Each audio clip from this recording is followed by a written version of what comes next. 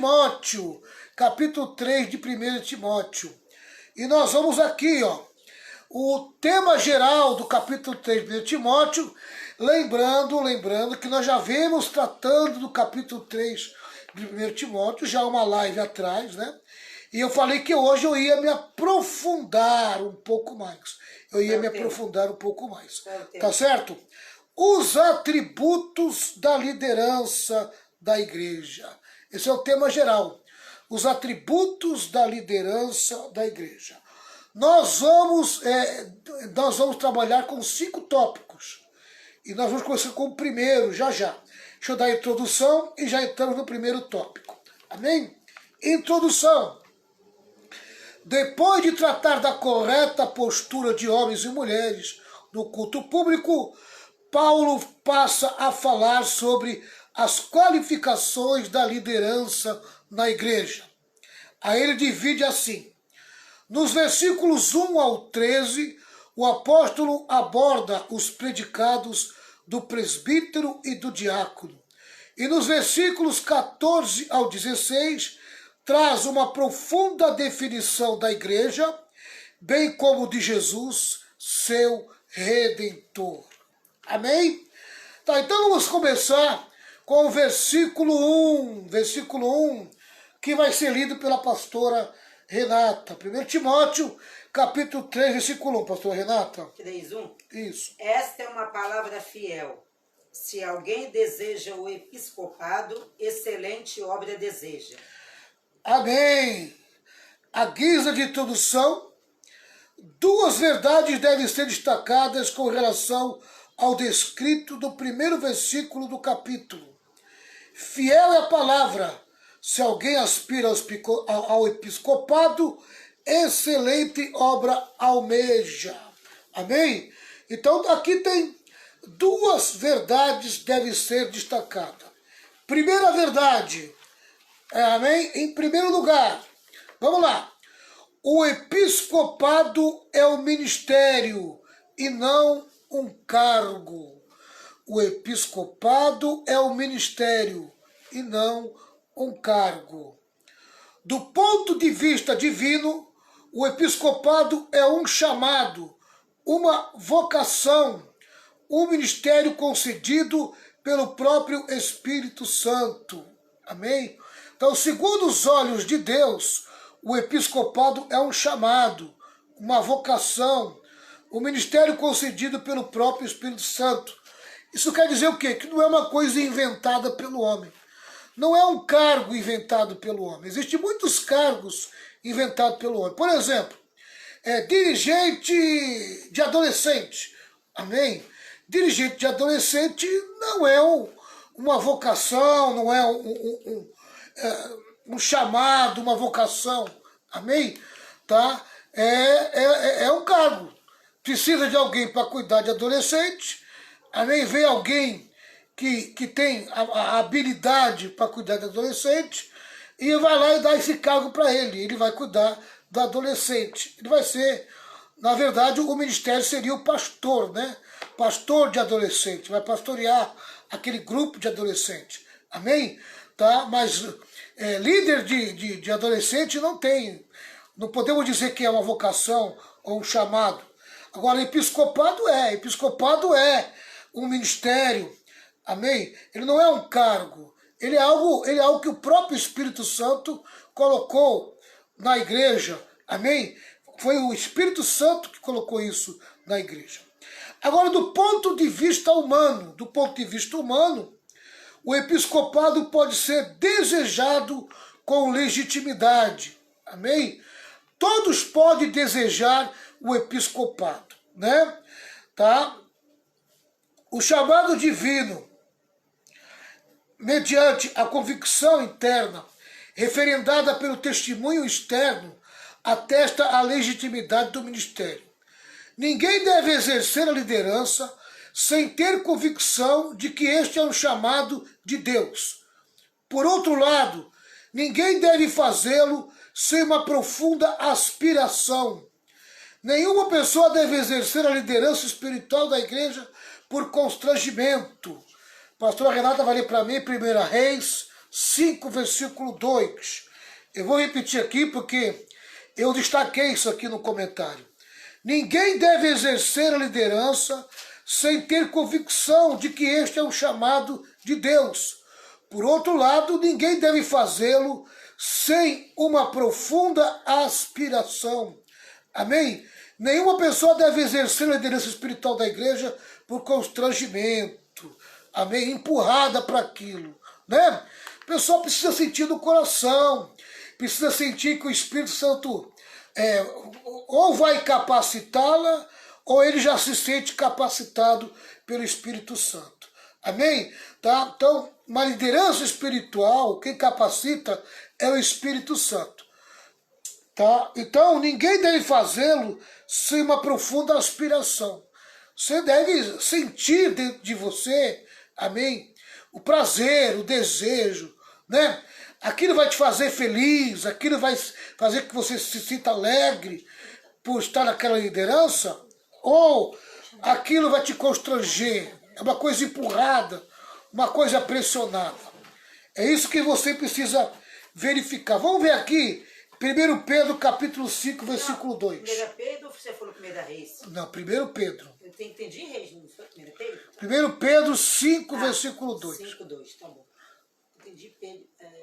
Apacentai o rebanho de Deus que está entre vós, tendo cuidado dele, não por força, mas voluntariamente, nem por torpe ganância, mas de ânimo pronto. A única motivação é a voluntariedade. Amém? Aleluia. A marca do Espírito Santo. Né? Por isso que eu estou sempre batendo nessa tecla.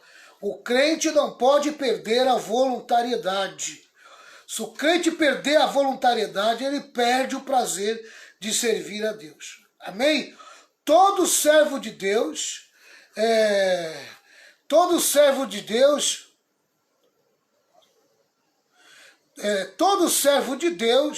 ele precisa ter a voluntariedade, tá? Vamos lá. Vamos continuar. Certo teólogo diz assim, ele alerta que a palavra episcopado é um tanto enganosa para os leitores de hoje, porque para nós tem conotação eclesiástica. Desejar este cargo seria buscar promoção do ministério cristão, enquanto o apóstolo está dizendo que a ambição digna é desejar um lugar de serviço e não de promoção. Amém? Então, quem deseja o episcopado não pode colocar a ambição humana, não pode ver isso como uma promoção, amém? Mas sim desejar um lugar de serviço, ocupar um serviço, né? Porque quem leva o episcopado como uma promoção vai cansar facilmente. Porque, meu irmão, por trás de todo cargo tem um encargo, amém? E por trás de todo serviço tem o trabalho, tá? Então, se você não levar isso como um serviço, você não vai aguentar o tranco. Porque se você não levar como serviço, você vai levar como um cargo. E se você levar como cargo, isso vai se tornar pesado.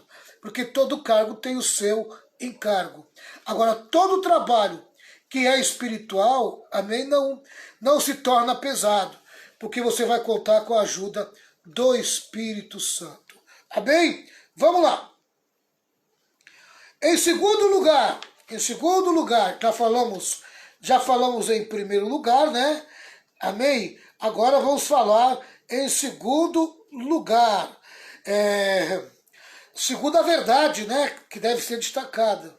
Lembra que o autor do comentário falou, tá uma benção hoje aqui, né? Mas vamos lá. Segundo lugar, o episcopado é uma obra e não um posto de privilégio. O episcopado é uma obra e não um posto de privilégio. Aspirar ao episcopado é abraçar uma obra excelente. O episcopado não é uma plataforma de privilégios, mas um campo de trabalho árduo. Amém? É um chamado para o serviço e não para o estrelato. O episcopado é mais serviço e menos status. Vou repetir. O episcopado é mais serviço e menos status. É trabalho mais do que honra. É dedicação da vida, do tempo, dos talentos e dos dons a Deus e seu povo. É trabalho mais do que honra. Amém? Olha, a gente já tem mais de 30 anos dentro da igreja, né? Amém? A gente já viu de tudo. Eu sempre digo que a gente já viu de tudo. Falta ver um pouquinho mais ainda, né? Que até acabar a minha vida aqui na Terra, acho que ainda vou ver muita coisa, né? Tá? Mas o que eu já vi de gente levar o episcopado, né? Para ser um presbítero, um pastor, um bispo, mas ele quer a honra, ele quer o estrelato. Quando você dá trabalho para ele, quando você dá serviço para ele, amém? Ele inventa um monte de justificativa, um monte de desculpa e cai fora. Amém? No dia da festa, ele não trabalha na antecipação da preparação da festa. Mas no dia da festa ele quer tomar a primazia. Ele quer estar lá como uma questão de honra, né? Amém? Ele quer estar num lugar privilegiado. Não põe a mão na massa para nada. Amém? Não põe a mão na massa, não trabalha, não faz nada, mas quer levar honra. Meu irmão, quem quer realmente o episcopado, precisa entender que o trabalho é duro. Amém? Tem que arregaçar as mangas e colocar a mão no arado. Essa aqui é a verdade, tá? Não é um lugar de você ficar ali achando que você vai ter moleza. Não, tá? Você vai ter que trabalhar. Amém? Trabalhar, né? O trabalho vai te levar à honra, mas só a honra não vai te levar a nada, tá? Vamos lá. O Novo Testamento usa os termos bispo e presbítero como intercambiáveis. Bispo e presbítero como intercambiáveis. Atos 20, versículo 17 e versículo 28. Amém? Tá? Enquanto a pastora Renata procura aqui, Atos 20, achei. Versículo 17 e 28, já achou? Achei. Então lê para nós aí, pastora. 17 e 28. E 28. Atos 20, 17 e 28. De Mileto mandou a Éfeso chamar os anciões da igreja. É o 17. Isso. Vai direto ou leu o 17 e depois o... Depois o 28. 28. Ó, de anciões. Manda chamar, chama os anciões da igreja. Tá, presta atenção nessa palavra, anciões da igreja. Tá bom? 28, né? Olhai, pois, por vós e por todo o rebanho sobre que o Espírito Santo vos constituiu bispos para... Voltou. Quer que leia, não? Novamente, por favor, versículo 28. Atos 20 e 28. Olhai, pois, por vós e por todo o rebanho sobre que o Espírito Santo vos constituiu bispos para apacentardes a igreja de Deus, que ele resgatou com seu próprio sangue.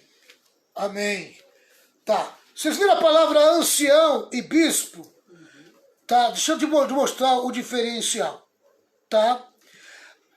Toda a igreja primitiva, ela ainda estava mesclada de judeus convertidos e gentios convertidos. Toda igreja onde a maioria era judeu, o líder era chamado de ancião, tá? Toda igreja onde a maioria era gentil, o líder é chamado de bispo ou presbítero. Mas tanto ancião como bispo e presbítero quer dizer líder, pastores da igreja local, tá? Então esse é o diferencial, é só a questão da cultura, judeu e gentios, tá certo? Tá? Gentios é grego, judeus é a língua judaica, né? Tá, vamos continuar aqui. O presbítero e o ancião, o bispo, vamos lá, o presbítero é o ancião, o bispo é o supervisor. A palavra presbítero tem mais que ver com a pessoa e o termo bispo está mais ligado à função, tá? Então vou repetir. A palavra presbítero é o ancião, o bispo é o supervisor. Amém? Então aqui ele já faz uma outra divisão, né? Então, o presbítero e ancião, amém? Presbítero e ancião é a mesma coisa, tá? Só que presbítero é o lado grego, ancião é o lado judeu, tá certo? Tá? E entre eles estava o bispo, que é o supervisor. Por exemplo, Timóteo era o bispo de Éfeso. Ele tomava conta de todas as igrejas que ficavam em torno de Éfeso. Tá? Ele era o bispo. Vamos lá. A palavra presbítero tem mais que ver com a pessoa e o termo bispo está mais ligado à função. Amém? Tá? A palavra presbítero tem mais a ver com a pessoa. E o termo bispo está mais ligado à função. Tá? Como é que o funcionamento do trabalho. Tá? E o presbítero é o que ele é. Pastor, apacentador, aquele que une, aquele que está junto. Tá? Então vamos lá. Barclay, que é o teólogo, ele corrobora.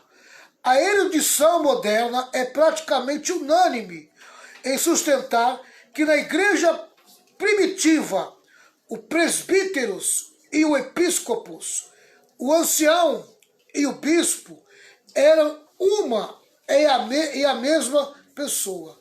Eram uma e a mesma pessoa. Quer dizer, eles eram a mesma pessoa. Amém? O apóstolo Paulo e Barnabé estabeleceram presbíteros nas igrejas fundadas na primeira viagem missionária. O pastor Renato vai procurar Atos 14, 23. 14, 23. Mais tarde, Tito é orientado a eleger presbítero nas igrejas de Creta. Agora Paulo instruirá Timóteo sobre as qualificações dos presbíteros. Amém? Tá, então vamos lá.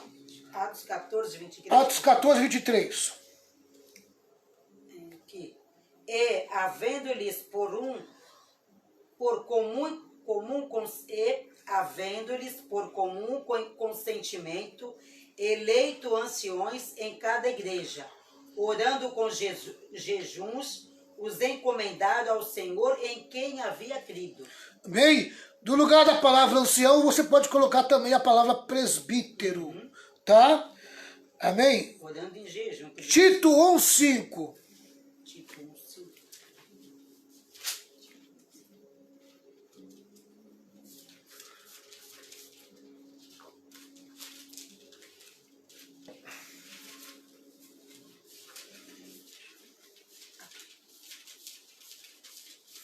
Tito 1, versículo 5.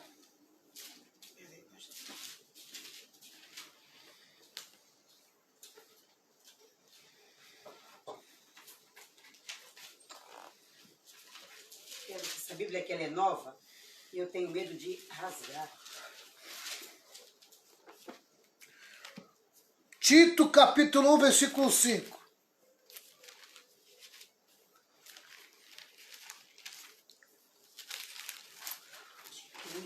Cheio. Manda ver, Renato. Essa Bíblia aqui ela é nova. Aqui, Tito 1:5. É. Por esta causa te deixei em Creta, para que pusestes em boa ordem as coisas que ainda restam, e de cidade em cidade estabelecestes presbíteros, como já te mandei. Amém? Paulo ordena que seja estabelecido presbíteros, tá? Agora vamos começar o segundo tópico. Segundo tópico, as qualificações do presbítero. que vai do versículo 2 ao versículo 7. Amém? Versículo 2 e versículo 7. Então, primeiro tópico, nós acabamos de encerrar agora, nós falamos sobre o que significa o episcopado. Tá? Agora vamos falar sobre as qualificações do presbítero. Amém? Tá? Vai do versículo 2 ao versículo 7 da primeira carta a Timóteo, capítulo 3. Achou, pastora? 1 Timóteo 3, do 2 ao 7. 2 a 7.